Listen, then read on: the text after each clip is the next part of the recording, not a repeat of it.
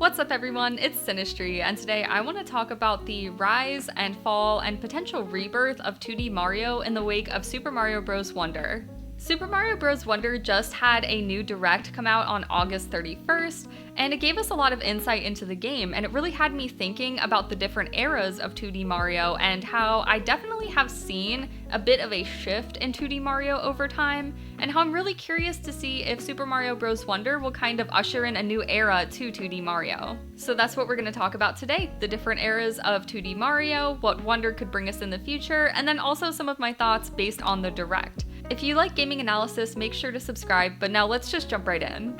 First, we're going to talk about 2D Mario's prime, which is basically everything before 3D Mario came out onto the scene. I don't think I'm being controversial if I say that older 2D Mario games are objectively better than newer 2D Mario games, and there are several different reasons why. First of all, the challenge is so much higher with these older games, but even though they're very challenging, they are not impossible to complete for anybody. Even if you're not that good at games, if you just practice a little bit, you can definitely complete them. They're also really innovative, but they don't feel gimmicky at all. It doesn't feel like things are just thrown in there for the sake of it. There's always a purpose behind everything that's in these games. And likewise, all of the different levels and worlds feel very unique and not really copy and pasted the way they do in some of the later games. But overall, I think the biggest factor that plays into why older 2D Mario is just so good is actually the gameplay loop, and specifically the level design keeping things fresh. In the older games, you would die a lot. It's just a fact of these games. You would definitely get game overs if you played them for the first time. But despite all of these game overs and losing lives, it was really interesting to play these levels over and over again because you'd encounter secrets, you'd see different kinds of enemies, you just had a fun time exploring this world, and it didn't feel like every level was the same kind of thing, which is why it was just so fun to get a little bit further every single time you played. All of these factors are really why these games have held up very well over the years, and unfortunately it's very hard to replicate that feeling given the way that Mario has kind of shifted over the years. Now, I'm not necessarily going to blame Nintendo for why Mario kind of had to shift, because I think it was just a shift in gaming overall. You initially had gamers going to arcades. It was a very niche kind of hobby. They would spend hours there and pump quarter after quarter into the arcade machine playing these brutally difficult games. But with the advent of handheld devices and home consoles and smartphones, Nintendo kind of had to keep up with the times and understand that the audience for these games was changing. And the audience definitely has changed. You see a lot more casual players play Mario games than ever before. Some people probably only play Mario games, which is kind of crazy to think about. And you also have a lot of younger kids playing games because all of these consoles and handhelds and smartphones are much more available from a younger age to these audiences. So with that being said, Nintendo had to kind of change the formula so that way people weren't getting super frustrated when their patience ran out when they got another game over. And I think unfortunately they might have course corrected a little too far with the advent of New Super Mario Bros. So basically, all of the 3D style 2D Mario games that came after Super Mario 64 became popular are the games I would consider to be 2D Mario's dark ages. Elements that really defined this era are couch co-op and a lot of younger players. You had a lot of novel and very gimmicky power-ups and sometimes even level design. You had near infinite lives, and you could definitely complete these games with no game overs, which again is kind of crazy to think about compared to the older games. The 3D graphics were really appealing to children, as was the kind of basic style of music.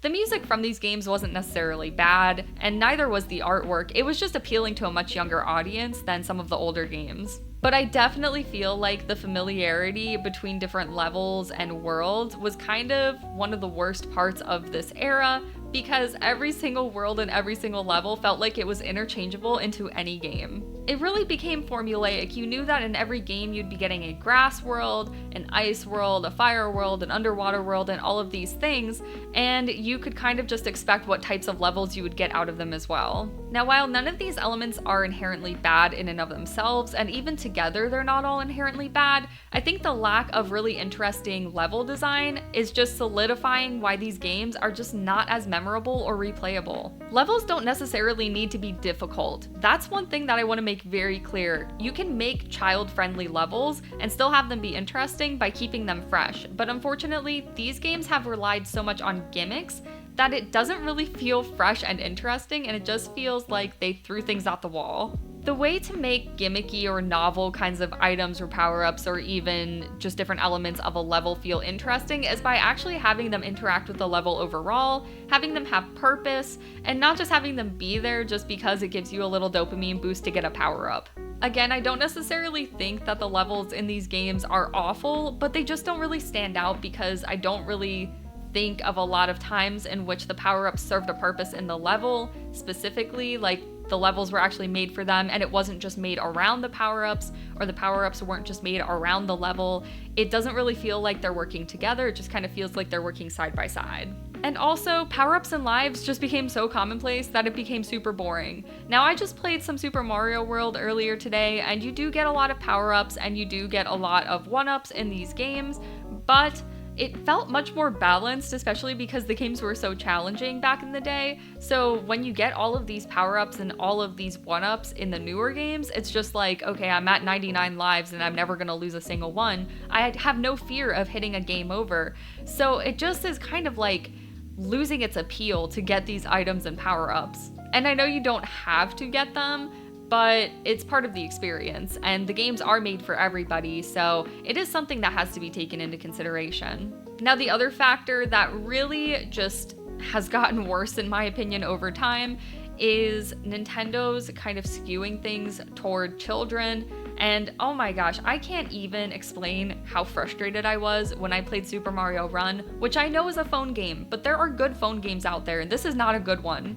Super Mario Run can literally be completed by a 1-year-old whose parent just puts the phone in their hand and is like, here, play this game. And they actually can't even see 5 feet in front of their face, and they still can manage to beat this game. So that's when you know you have a problem, because kids are not stupid. Kids can play difficult games. I was playing Super Mario World when I was like 4 years old, and I didn't do very well at it, but I did better than I probably was expected to. So, you know, Nintendo really should just consider that kids don't need easy, they need interesting. They aren't gonna be enticed by just winning all the time, they're gonna be enticed by having interesting gameplay. And I do feel like this era kind of brings out that worst in Nintendo, unfortunately.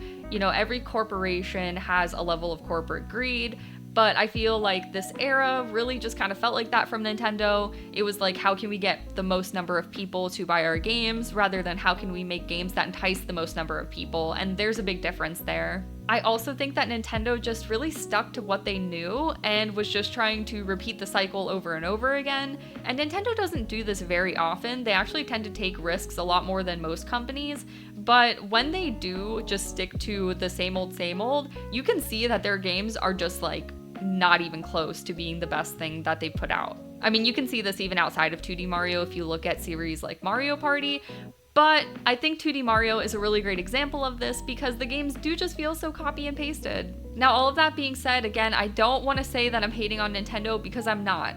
I'm sure that they did what they thought was best at the time, and maybe even based off of like market research and things like that, but they just kind of missed the mark, and that's why I'm so excited that Super Mario Bros. Wonder is coming out, because it actually seems like they might be course correcting. However, let's take a quick side stop into Super Mario Maker 1 and 2, because Super Mario Maker 1 and 2 was a very interesting case where I think that Nintendo was like, all right, we're gonna try to appease these old gamers who just want to play old Mario. We're not gonna make an old Mario game, but let's let them make it and then they'll be happy.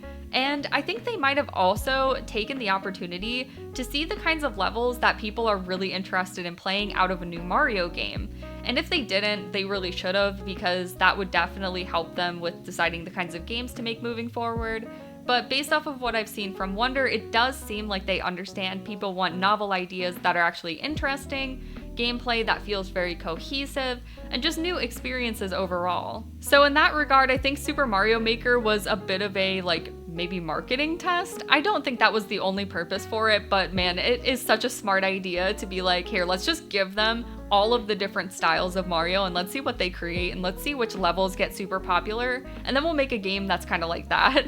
So the interesting thing about Super Mario Bros. Wonder coming after Super Mario Maker 1 and 2 is it actually kind of feels like there's a nice combination between old Mario and new Mario in this potential new era of Super Mario Bros. From the new era, you have things like couch co-op, revives, the childlike imagery, and also potentially gimmicky power-ups and abilities, although I don't actually think they are going to be gimmicky, they might just be novel. The things it takes maybe from the older era or even new elements that it's bringing on are focuses on levels being super unique and also the power-ups kind of fitting into the levels, which is why I don't necessarily think it's a gimmick. It feels much more just like innovation and novel ideas, which I am all here for. And also, it looks like there are a lot of different ways to play, which I am a huge fan of, because I don't really think that's something any 2D Mario game has been great at doing, but I love that you can have no-hit characters, I love that you can have the badges, and I'm sure there are other ways too to make the game more challenging.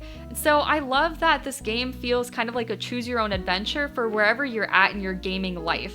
And like I said, I think this game has definitely kept its kind of brand recognition that it built up during the Dark Ages where everything felt very copy and paste, but I don't think it's going to feel copy and paste because of all of the different new features and elements and the new location and all of these different things. And I think that it will actually have much more interesting gameplay, which kind of allows us to move into this new era where it's okay to have 3D graphics. It's okay to have some childlike elements, but it doesn't feel like you're playing a game that's meant for actual children. There are a few things that Super Mario Bros. Wonder does need to do in order to stick the landing though. The first of which being it needs better gameplay loops. It does need to make sure that every level feels super interesting to play even if you play it several times over. The novelty also does really need to fit within the world, both within the levels and also the items. It needs to all kind of work together and not just work side by side each other. And I think that it looks like that's going to be the case from what we've seen, but again, we'll just have to wait and see. And the final element is something special that honestly I can't even predict. Nintendo is so good at just putting in that little extra touch that just takes things over the finish line and makes them so unique, whether it's a game or a console. And I'm really excited to see what they've done with Super Mario Bros. Wonder, because I'm sure they have more up their sleeve than what they've shown us. So speaking of what they've shown us, let me just give some of my thoughts on the Direct. First of all, I'm really excited for this game. I think it's gonna be really fun, even if it is kind of more like the, childish 2D Mario. I still think it's gonna be a good time. I am really hoping that I love this game though and don't just like it, because the thing is, when I was younger, 2D platforming was my favorite genre, and then it was quickly usurped by 3D platforming. And nowadays, none of them are my favorites, but I would really like to have a 2D platformer that reminds me of why that genre was my favorite for such a long time. I also just hope the game doesn't feel too childish because it's kind of bordering on that territory again. In particular, we need to be able to turn off the flowers. I will not tolerate the flowers. If there's any way to turn off the speech bubbles, the sounds they make, I don't care, I'm gonna be doing it. And if not, I'm just gonna never play with volume on because they are super annoying to me. In just the little clips that we saw, I was like, I actually cannot handle this, so please let me turn these off, thank you. I'm also really interested to see what all of the different Wonder Flowers will do in the different levels. I'm sure we've only seen a handful of what the Wonder Flowers will do, so I'm very curious to see how they will change things up here and there, and I think it's a really smart way to add in some unique level design because you never really know what you're gonna get out of this item. And speaking of the Wonder Flowers, I also hope that you don't have to use them and that you can just bypass them, because for speedrunners, I could see it being really annoying if everything's changing and then you have to play this kind of new level. And also, I think it just adds a bit of intrigue to play a game without all of these wonder elements as well, because even though it might make it a little more boring, it does add a bit of like challenge or just uniqueness to the gameplay. I could go way in depth about the Direct, but honestly, that's not the point of this video. Just suffice it to say this will most likely be a day one purchase for me, and I am very, very interested in this game, and for as much as I have, borderline hated on Nintendo during this video, I actually don't think they've ever put out, bad games. They very rarely put out a game I would actually say is bad. Even during the dark ages of 2D Mario, that's just me being dramatic. It was actually a really good era, and I'm very excited to see what the new era of Mario could hold. But with that being said, definitely let me know what you think. Do you think we're gonna get a new era of 2D Mario? Do you agree that there was a Dark Ages of 2D Mario, or do you think that I'm just being over dramatic or overly nostalgic for older Mario? Definitely let me know in the comments down below. And make sure to give a like if you liked this video. It helps me to know what kinds of ideas to come up with in the future. And again, make sure to subscribe if you like gaming analysis. I'm definitely interested in doing more Nintendo-based content, so let me know if that's something you'd like to see. But thank you so much for watching, and I'll see you next time.